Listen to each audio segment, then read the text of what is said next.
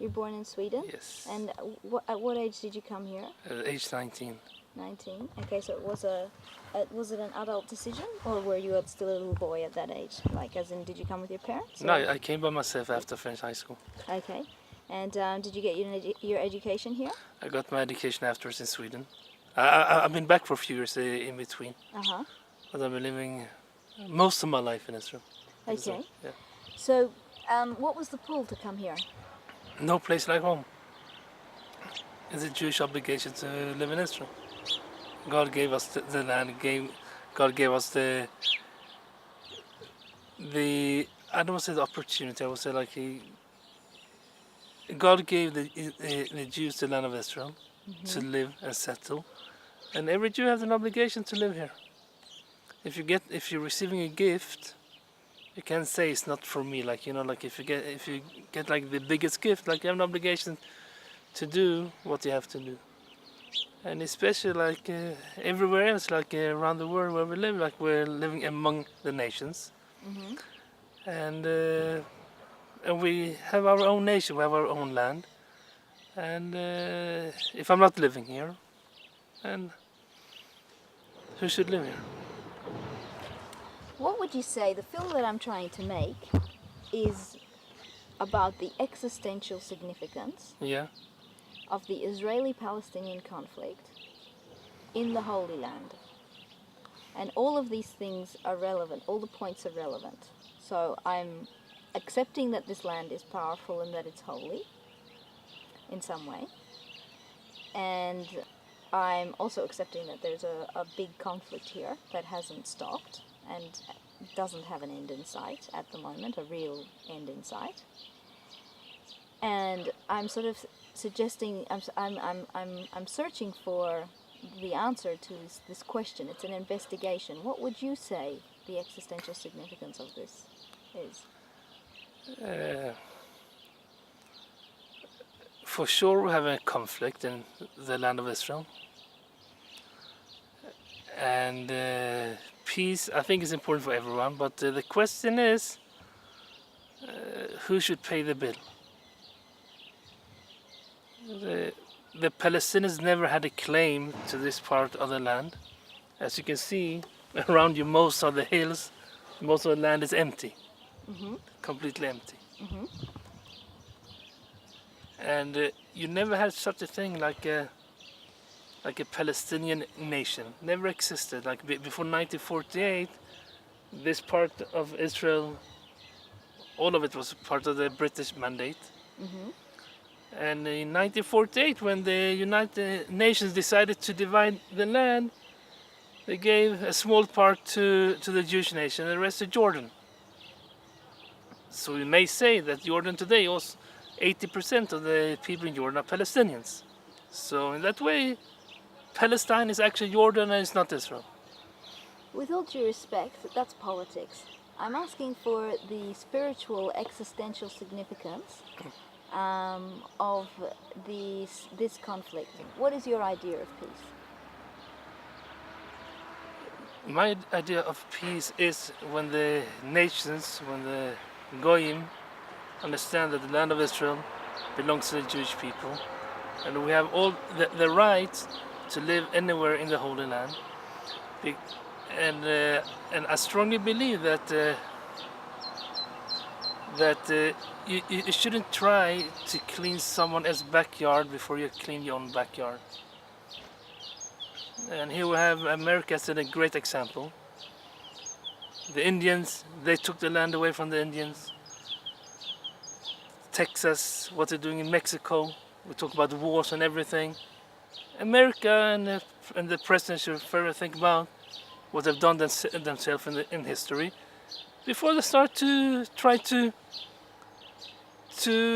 push us to do what they think is right. Same in Europe. The way the European map looks today wasn't the way it looked before the First World War, not before the Second World War. Borders are changing all the time. And no one is today talking about that Norway is a free country, was part of Sweden. The Swedish Imperium was big, including like Poland, a big part of of Eastern Europe. No one today talks about a greater Sweden because they accept the fact that things are changing in this world. But one thing that will never change is the Bible. God gave us the Bible, God gave us the land of Israel, and the borders of Israel is written inside. But the borders of Israel go beyond the Jordan River. But whatever we have today, we have. We talk about the greater Israel, that's a different story. But no one can tell us it doesn't belong to you because we have a Bible that is accepted by about 80% of the people around the world. It's a world bestseller. And even if you read a history book, you can read about the borders of Israel. In my opinion, this land is not just holy to you. This land is powerful to everybody, to the whole world. This land has a message for the whole world.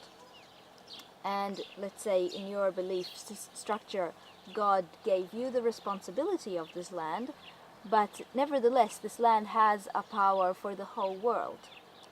Would you say? Would you agree?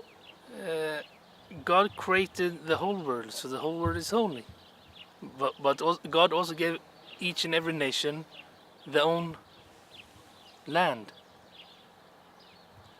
And He gave the Australians Australia, the Maoris New Zealand. I would say the Aborigines He gave to Australia to the Aborigines, New Zealand to the Maoris. He gave every nation got its own part of God's creation. And He gave the land of Israel to the Jews. Yes, but by that same... So is that as far as your spiritual kind of thinking goes? It doesn't go sort of beyond that this is just happens to be a plot of land? I mean, don't you think that all of the attention that this plot of land gets by the world media is more than just a coincidence? That that's actually God's work as well? I will say something else. Okay. That the whole world, as I see, is very jealous on the Jews, on the Jewish nation.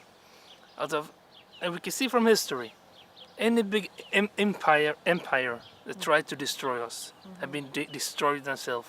The Egyptians, the Romans, the Greeks, nothing is left. Some pyramids, some roads in Greece, but the nation itself is gone. But the Jewish nation, as a sign from heaven, have been stood up. We're not a big nation, but we're a strong nation. And people, doesn't matter who, but as in Hebrew, kina, to be jealous is something that everyone has. Like this bad inclination is like something that everyone has. And when the whole world sees that the Jews will always survive, because they know that someone is holding his hand under us. And therefore the whole world, when we look on Israel and the conflict, they know that we will survive because we always survive. But also say like Eastern, the Russian Empire, the communists believe. Nothing left today, because it's not the truth.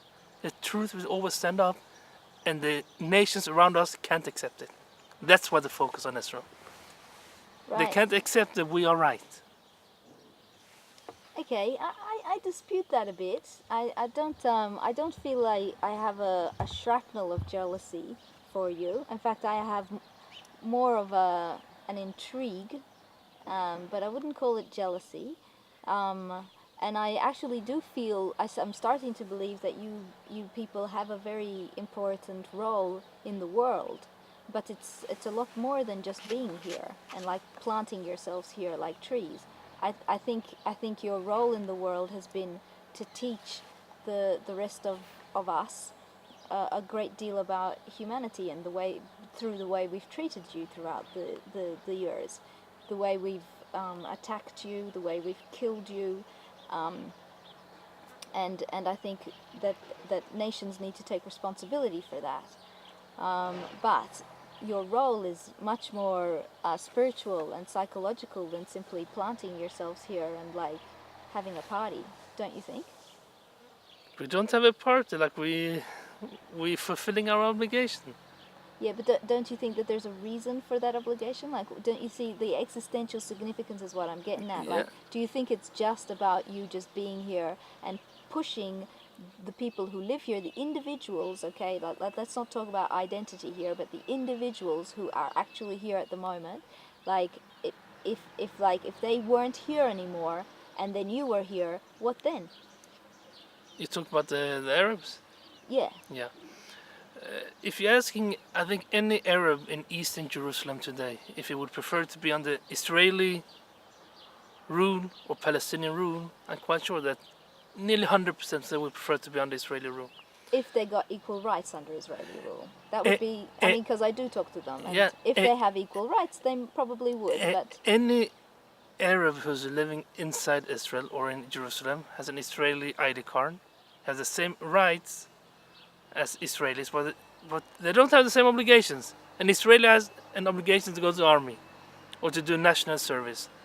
An Arab doesn't have to go to the army, I understand, but no national service either. They don't have any obligations to serve the country, the land, the state. you know, this has been said to me by settlers because you know the Western way of thinking goes and what, and then what, and it's true. You know, I really do feel like and then what. Like, what is the point? I mean, if God wants you all here, have you thought about why? Why?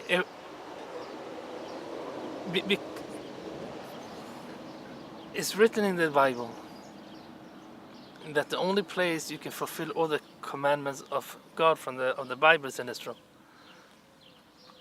Because of the diaspora, people are living outside the land of Israel, and people, not all Jews, feel connected to the land. Some people say, I can do much better work wherever I live, but you still have an obligation to live here.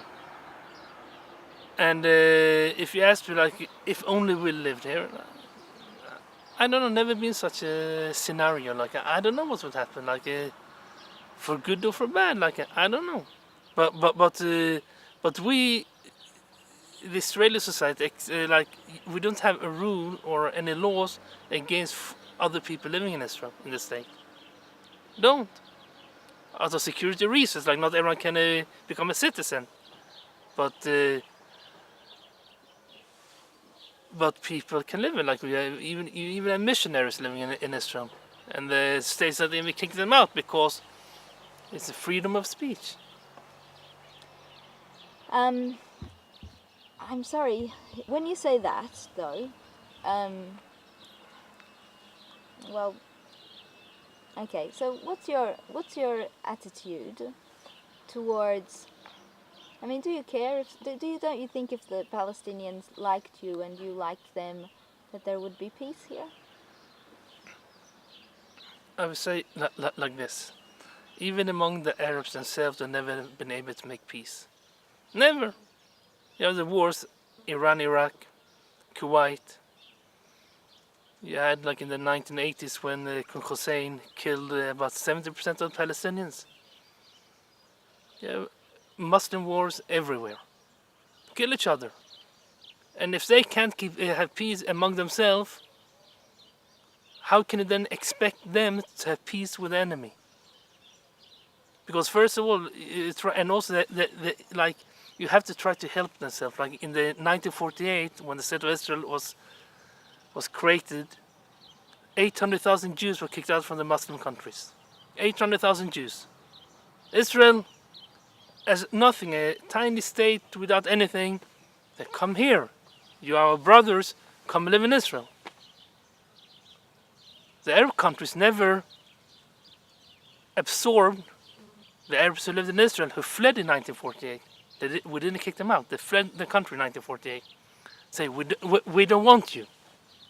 You will live as refugees. We don't like you. We don't want you. So there you don't have the respect. We don't care about. They don't care about their own brothers. We don't like you. We don't want you. As a Jewish nation, 800,000 Jews fled the Muslim countries, came to Israel. So how can you expect people who don't care about each other to make peace with the enemy? I've been told by somebody who lives in Yitzhar, that there's kind of a regulation or a way of living that's very, very detailed in Jewish faith. Is that correct? In one way, yes. In one way, no. Like we were all born with a free will to do whatever we like to do. But the religious like spectrum is very wide. Not everyone are the same. Okay, but taking from that, this idea of identity, I feel, is the culprit of a lot of things. For example, it separates you from a Palestinian person. It's like just a person. You go, and lots of people do this. Dive right into a rave of like what happened in 1948 before you can shake the hand and say g'day to a Palestinian. It's like they did this pan-Arab, Iraq, Iran. It's like so sort of removed from the connection of one person to another. And when I talk about the spirituality of this place, I mean, surely the connection of people has a spiritual significance. But the Palestinians never had any real connection to the land of Israel, because the Palestinian people is something new, because in the Bible the Palestinians never existed. The Palestine was created in the it's something that's created. It's no history behind it. Yeah, but when somebody has lived on a piece of land forever, this is the part that I find not only me, but the rest of the world finds really difficult to understand. Like how people can sort of, say someone is a Palestinian, therefore they don't have a connection to the land of Israel, although a Palestinian may have lived on this land, his father lived on this land, his grandfather lived on this land, his great-grandfather lived on this land, and yet if you're Australian and you come and you are born in Australia, you're Australian, So this is part of the American-Australian psychology, and it's just really hard to accept that if someone's born here, his father, his grandfather, and his great-grandfather, and then you say he's got no connection to this land because he's Palestinian. It just doesn't make intelligent sort of sense. He can have a personal connection to the land, but not as a people. Okay, okay, great. So now we're talking about the sovereignty of the mind and the body of the Palestinian individual who lives very close to you here. And it's like, and when you talk about the sovereignty of their mind and body, so it has a connection, so you accept that it has a connection that this person has a connection to the land. Don't you think on a spiritual level, your God wouldn't be all that glad for you to do something horrible to somebody who has just as much a connection to God's land as you might? What do you mean about something horrible? Well, this is where I get a bit confused. This is where I don't know what the truth is. If they've cultivated the land, and then settlers come and take not land that is empty, as you point out, but land that is cultivated and has been cultivated by them for generations, that is kind of not very nice. But not everyone are like that. Not everyone. Most people are not. Most settlers, you mean? Yeah, most settlers are not. Like Ma'on here was established on an empty desert hill. Mm-hmm. Wasn't established like inside Yatta, and it's not inside Tuwanu's Arab village next door. An empty hill. Okay. Empty land. Okay, I accept that. So you haven't, but some other people here I think have. And if they have what? I think they've taken slabs of land that the people in Otawani take care of and cultivate. But I don't know the facts. I don't know, but it's very interesting, because when the Palestinians are taking more and more land, no one talks about it. But when the Jews are grabbing land, it's straight away taken away from the Palestinians. but here's a question, What land has the Palestinians taken? but they try to, I remember when I came to Israel years ago. I learned up in the Shomron in Samaria. I lived for many years, and there you had one small, tiny Arab village called Tumus Aye, I think. It was a small holiday village for rich American Arabs. Today, it's a city. Building more, no permits, nothing. Taking land. Where is it? It's up in the Samaria. And what's it called, the village? Tumus Aye, I think. Yeah. Okay, I'll look into it. Thank you for the heads Yeah. up. But yeah, sort of. So you're denying that that this kind of stuff has happened here? I don't know because I haven't heard about it, and I can't say it's right or wrong because I don't know. Okay, I'm gonna switch off the camera now. Do you guys have internet and TV here We have internet at home, yes. in your house? Yes. Because some people don't. Okay.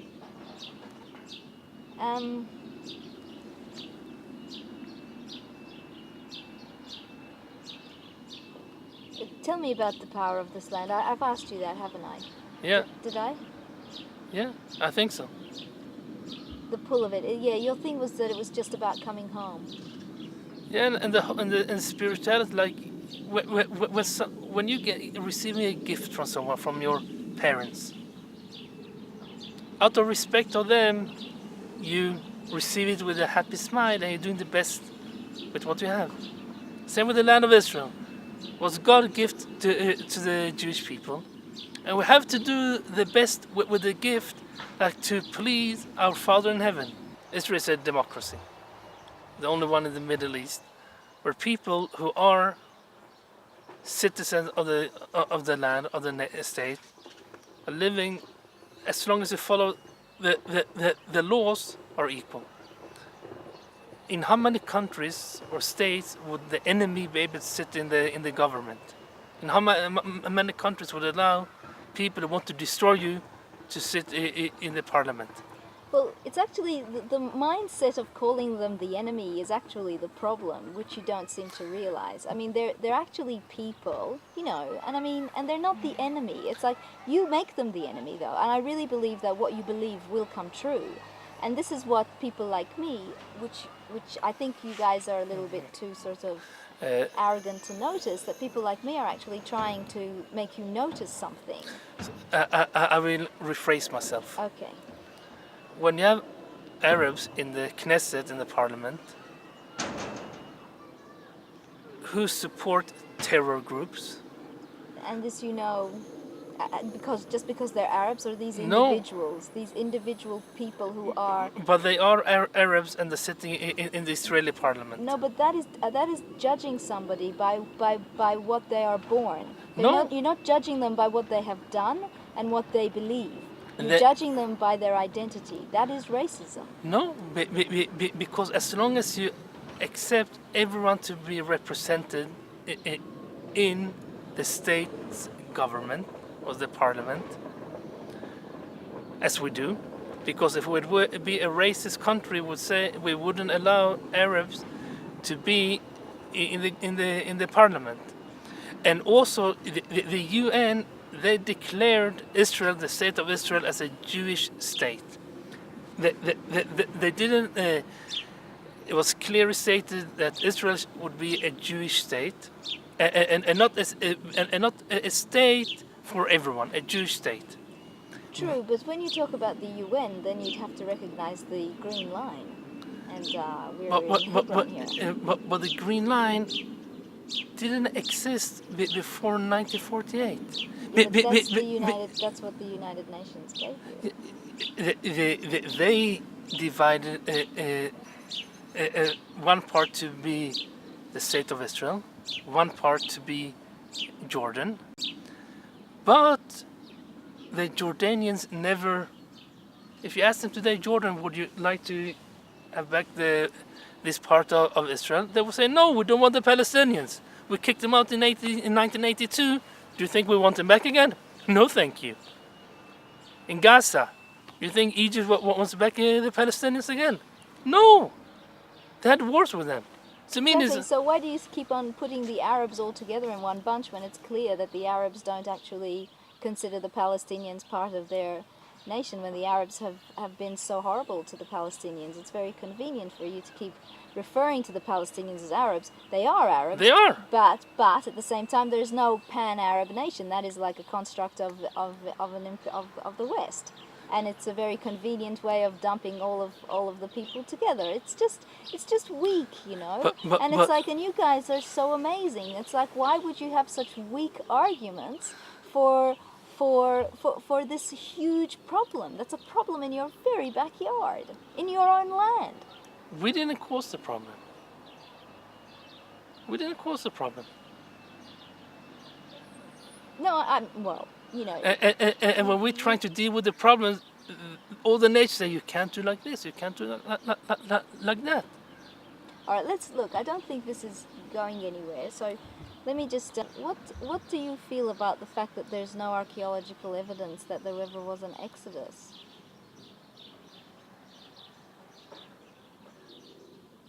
It's written. I know it's written, but there's no pots and things found, you know.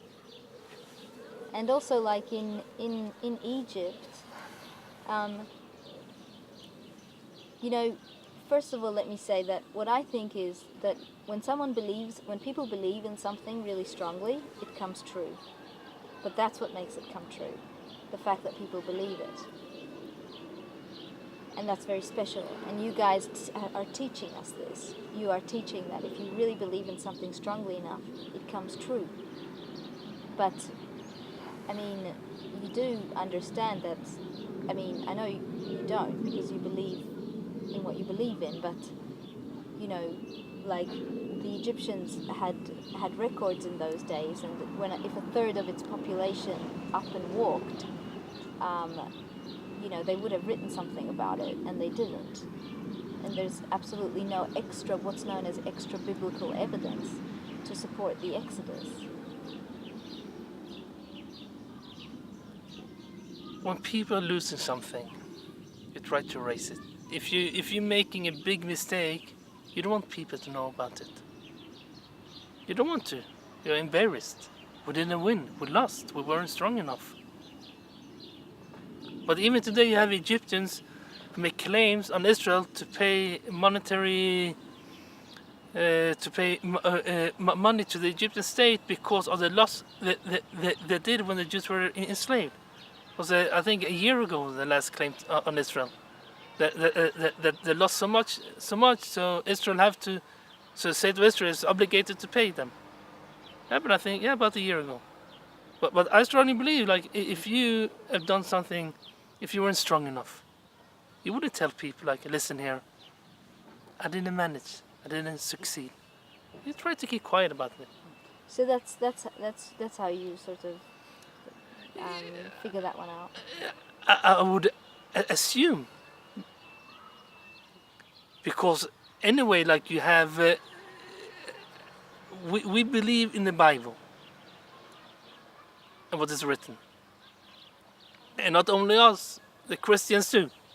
If you believe in the Bible, you believe in the enslavement in Egypt. If you would lose, you wouldn't talk about it. If you're playing a soccer game, whatever, and you're losing 10-0, you will not record that game as a success, right? You will not. Will not be part, like in 10 years' time, will not be on your website. But when you won with 10-0, will be there, like the game of the century, right? Lost. We're not speaking about it anymore. Thanks.